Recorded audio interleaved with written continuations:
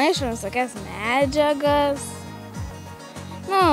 Kuriam ugnį be degtukų, darom dramblio dantų pastą, kurį iššauna paskui į orą. Įdomu? Žiauriai. Įdomiau mokytis, linksmumų daugiau ir viskas, procesas toks vyksta. Geras, ruošiamės konferencijom ir ten mokomus tos pėdsakus, kaip tyrinėti, kokie jie yra.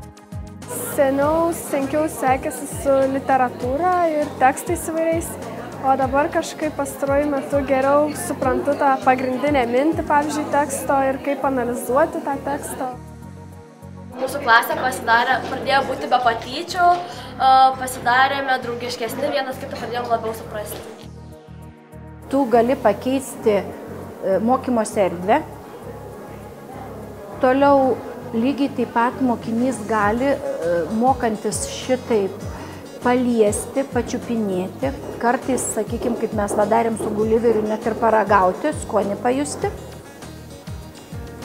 Lygiai taip pat tada tu nebeprisiriši prie vadovėlio, o tiesiog pasižiūri programą ir galvoji, kaip kitaip ją įgyvendinti. Ir tada gaunasi taip, kad tas vadovėlis, jis prasiplečia.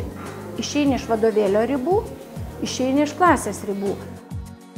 Per 4 mokslo metus projekte dalyvavo 138 mokyklos iš visos Lietuvos, apie 9000 moksleivių nuo pirmokų iki 12.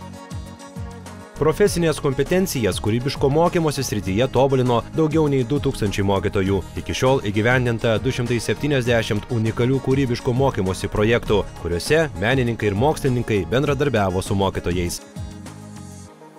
Projekte dalyvavo 163 kūriantys praktikai ir 114 kūrybos agentų. Jų profesijos – kino, teatro režisieriai, žurnalistai, interjero, mados, grafikos dizaineriai, aktoriai, skulptoriai, geologai, šokėjai, garso, kvapų specialistai, mokslininkai. Esmingiausia tokį potyrį mano supratimu, tai ir yra, kaip tas emocinis visų išlaisvėjimas ir mokinių, ir mokytojų. Jeigu, sakykime, tradiciniai pamokoje plius minus viskas aišku, ateina mokytojas, jis nusako žaidimo taisyklės, ta prasme pamokos taisyklės, ir visi daro, nes 100 metų tai darė. Sakykime, kūrybiškose pamokose tiesiog ir mokytojai, ir kuriantis praktiką, jie tarėsi, o kaip mes tai darysime, ko jūs norite, kaip jūs jaučiatės. Man pačiai iš tikrųjų buvo nepaprastai įdomus metai. Man buvo nepaprastai įdomu dirbti su jaunais, kūrybingais žmonėmis, kurie įnešė naujų vėjų į mokyklą, kurie davė ir man, ir vaikams daug tokių, tokios laisvės, tokio gero užtaiso. Ir tiesiog mes jau, ir aš pati, ir mokiniai, aš mačiau, kad mes jautėmės laimingi, būdami šiame projekte.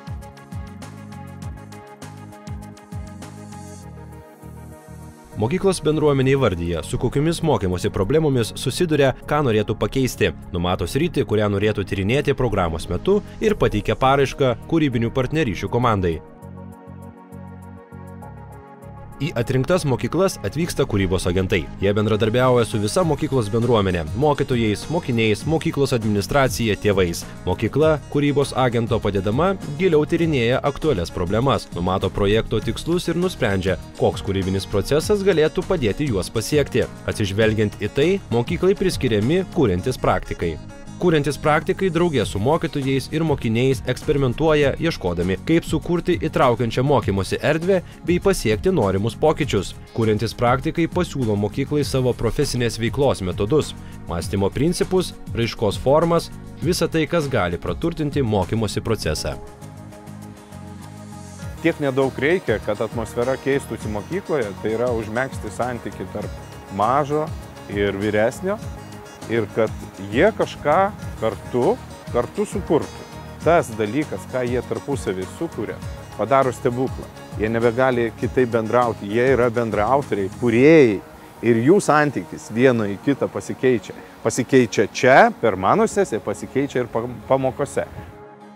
Man didžiausią džiaugsmą teikia patys vaikai ir jų pasiūlytos idėjos, ką mes galėtumėm įgyvendinti ir tai, kaip jie visą tai darė, kaip jie tą muziejų nosiai atidarė, kaip jie jį organizavo, kaip jie bendravo, kaip jie pristatinėjo kvapus, kaip jie sugalvojo tą visą tą smilkalų dūmų šokį, kurį jūs matėte, kaip netgi tas mūsų projektas kažkaip sujudino galbūt minimaliai, bet mokykla, kad kiti pradėjo irgi susidomėjo tuo, kas vyksta. Mokiniai vis labiau, sakykime, deklaruoja mokytojus kaip savo draugus, nes yra mūsų patirtyje projekte buvę tokių pamokų, kurios tiesiog yra suskambėję kaip meno kūriniai, tu dalyvauji toje pamokoje ir tu jauti šiurpas eina tau per nugarą, nes tu suvoki, kad tai yra tai, kaip iš esmės turėtų būti, kai mokiniai pamiršta, kad ten yra kažkokie mokytojai, kažkas, jie tiesiog yra pasinėrę į tą užduotį, jiems visai nesvarbu, kas ten stebi, kas ten ką, jie klausia, dalyvauja, jie būna absoliučiai savimi. Ir tai yra puiku.